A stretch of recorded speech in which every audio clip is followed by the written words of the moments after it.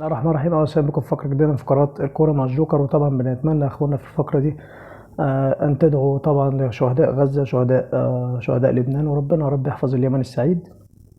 وبسم الله نبدا. طبعا يا اخوانا، منذ قليل انتهت مباراه مانشستر يونايتد امام توتنهام برباعيه مقابل 4 أهداف مقابل 3. يعني فعلا كانت مباراه ماراثونيه بين الاثنين. طبعا كمان ارسنال فاز امس على كريستال بالاس بثلاثيه مقابل هدفين. وكمان ليفربول فاز على ساوثهامبتون بهدفين مقابل هدف، في انتظار طبعا الرابع. طبعا كمان يا اخوانا بنهني ريال مدريد بالفوز بتتويجه طبعا بكاس الانتر كونتيننتال على حساب باتشوكا بثلاثيه مقابل لا شيء. طبعا وضع الاهداف كيليان امبابي ورودريجو وفينيسيوس. نخش بقى على الدوري بتاعنا. طبعا انا سايب الحوار الاهلي للاخر خالص. طبعا نادي الزمالك بيفرط في فرصه ذهبيه لاقتناص الصداره بالتعادل مع سيراميكا كليوباترا بهدف لمثله. طبعا وضع الهدف الاول اسلام عيسى من اسيست جميل جدا لمحمد عادل، ومحمد عادل طبعا بيكلل مجهوده بهدف ذاتي اللي يتعادل بيه نادي الزمالك. طبعا يعني مش هنتكلم عن امير عمر والفضايح التحكيميه اللي بنشوفها من اول الدوري، لكن يعني الصراحه بمنتهى الحياديه، لو كان سيراميكا كليوباترا عنده ربع حظ كان فاز النهارده. المباراة شهدت ضياع فرص غريبة جدا من سيراميكا وكمان من الزمالك، لكن كان سيراميكا أكتر الصراحة. طبعا هارد لك طبعا كمان المصري بيتعادل النهارده أمام حرس الحدود تعادل سلبي، وبتروجيت بيفوز عن طريق بدر موسى على طلائع الجيش بهدف وحيد. طبعا بقى يا اخوانا نيجي بقى للاهلي ومشاكل الاهلي، اللي طبعا يعني محمد رمضان بسم الله ما شاء الله. الناس بقى اللي بتقول لك ظابط ورابط والكلام ده. مشاكل الاهلي يا جماعه بدات من مباراه السوبر، لما حوار كهربا والمشيان والكلام ده عفيت عنه. بعديها الاخ امام عاشور. دلوقتي طبعا الكلام عن مشاجره بين عمر كمال عبد الواحد، وطبعا ما اتقالش اسم اللاعب بس معروف. ودلوقتي بيقول لك الحمام وقع من الحمام ومش وقع من الحمام اثناء الاستحمام. طبعا يا جماعه يعني بجد البيان اللي انتوا نزلتوه ده اكبر دليل ان انتوا كدابين، مع كل الاحترام. ما تضحكوش على الجماهير، قولوا الحقيقه بجد والله، قولوا الحقيقه. وطبعا يعني هنشوف، يعني في كلام طبعا عن وليد سليمان ممكن يكون هو مدير الكره القادم، وهنشوف يا ترى الايام الجايه تسفر عن ايه. طبعا بقى الرد على سيد عبد الحفيظ اللي كان بيقول لك الكونفدراليه اقل ومش الكونفدراليه اقل.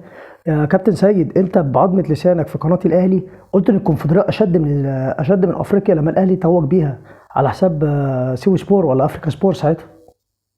يعني ذاكر التصريحات عشان البوم. قلناها قبل كده والله، البوم متخ ما بيعملش حاجه يا سيكا، ما بيعملش حاجه حبيبي. طبعا انت بتقول ان المفروض البطل هو اللي ياخد افضل لاعب في افريقيا.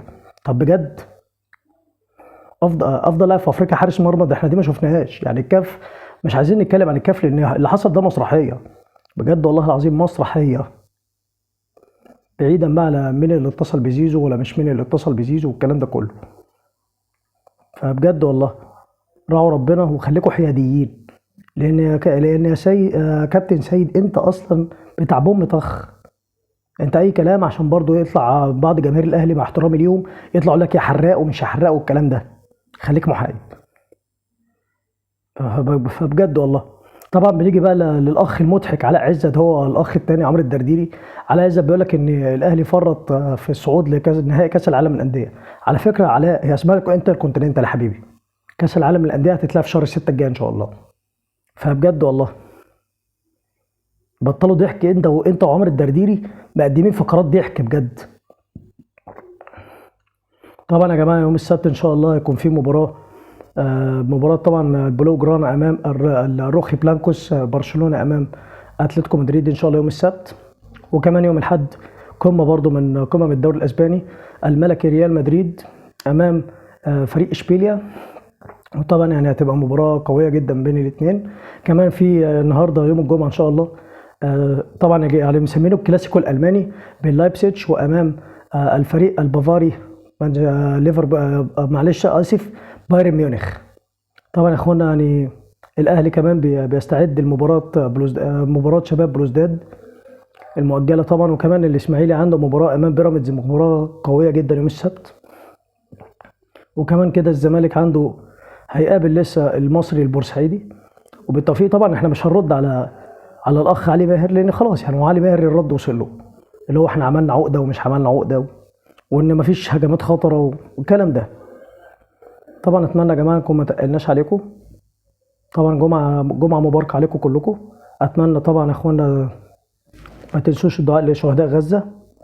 طبعا نختم بخير ختام، وهي على صلاه نبينا محمد عليه افضل الصلاه والسلام. حفظ الله فلسطين. السلام عليكم.